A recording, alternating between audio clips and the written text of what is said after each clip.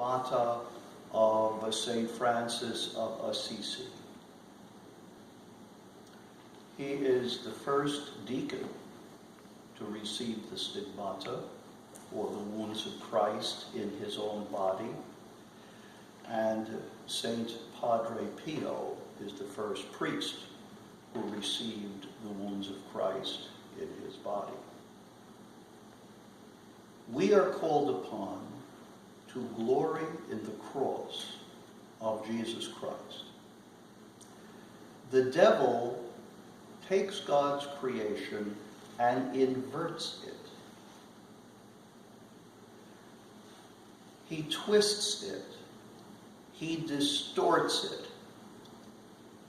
He apes God's creations. And so, at the end of time, there will come, as we were told, I think in the 40s, by Archbishop Fulton Sheen, there would come a counterfeit church.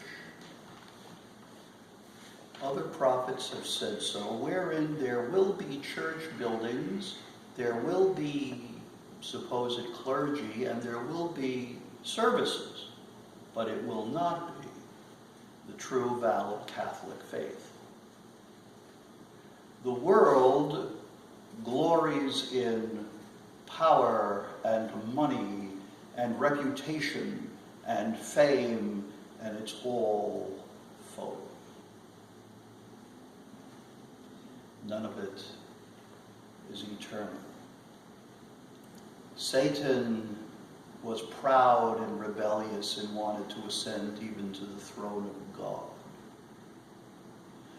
And he came and tempted Eve, who tempted Adam, saying that we should eat the forbidden fruit of the tree of the knowledge of good and evil and make our own decisions about good and evil. And even though God said, on the day you eat thereof, you will surely die, Satan said, that's not true. You will become like God. He wanted to be like God. Adam and Eve wanted to be like God. And so God himself becomes a little baby in humility, which is the opposite of pride. And he becomes obedient even to the terrible death on the cross, which is the opposite of Satan's rebelliousness and man's disobedience. So where Satan takes everything and turns it upside down, the antidote for that poison of pride and disobedience is the humility and obedience of Jesus and Mary, the new Adam and the new Eve. Today we celebrate St. Francis, who gave up, rejected this world, whose God and ruler is Satan.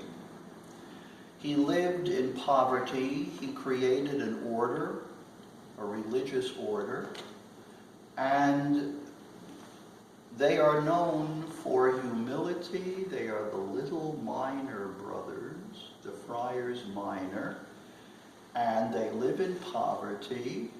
And he himself received the marks, the visible marks of Jesus. When we arrive at the judgment throne, Jesus will look to see his image in us. He will ask to see, did we deny ourselves and take up our cross every day? He will ask, where are your wounds? Show me your wounds. Here are my wounds. Where are your wounds? What have you suffered in love for me?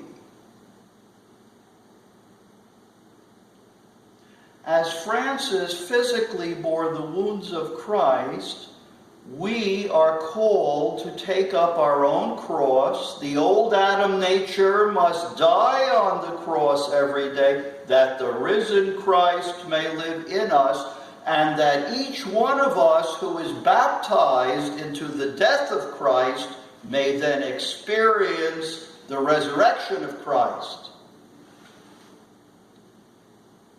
We are resurrected with Christ in our soul and spirit through baptism and confirmation, baptized of water and the Spirit, and our bodies, who are still subject to suffering, pain, illness, and death.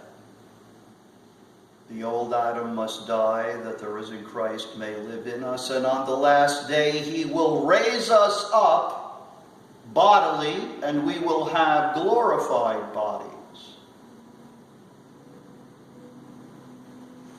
Each one of you is called to be a unique reflection of Jesus. Jesus is the living icon of the invisible Father, and we are created according to that image of the Father, who is Jesus. And each of you is called to have the old Adam die, that the risen Christ lives in you, and you are members of his body, and he will raise you up on the last day. May he see in you a unique and perfect image of himself, and may you not hear the words, "Depart from me, I never knew you." May you hear, "Enter into the kingdom prepared for you by the Father before all time. Well done, good and faithful servant." We enter into life by our death. The old Adam must be put to death on the cross with Christ. We carry our own cross every day. The old sinful Adam is dead, and we are alive, no longer to sin, but to Christ. May he bring you to everlasting life, and may you be blessed in nomine Patris et Filii et Spiritus Sancti.